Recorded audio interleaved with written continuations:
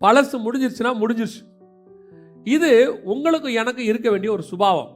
ஒரு பிரச்சனை முடிஞ்சிச்சா தூக்கி குப்பையில போட்டு அடுத்ததுக்கு போயிடணும். இயேசுநாதர் இதே மாதிரி எல்லாரை பத்தி பேசிட்டு இருந்தா என்ன ஆகும்?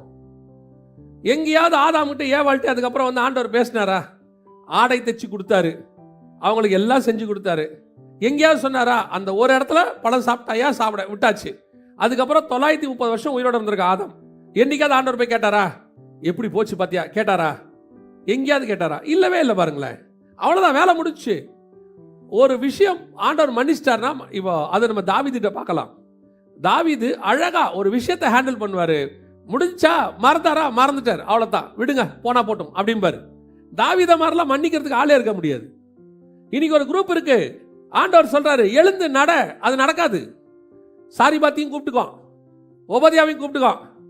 வழியில பிரயாணப்படும் போதெல்லாம் சொல்லிட்டே போவோம், சாரிபாத் வீட்டுல.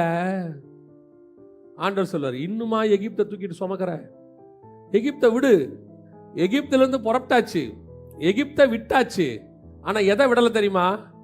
எகிப்தோடைய தன்னை இறைச்சி பாத்திரத்தான் விடவே இல்லை. எகிப்துல இருந்து வெளியே வந்துட்டான், ஆனா எகிப்து தாட்டு மட்டும் என்ன செய்யுது? இன்னும் இருந்துகிட்டே இருக்கு. அதுவும் போனா தான் முழுமையா எகிப்தை விட்டு வெளியே வந்ததுக்கு அர்த்தம்.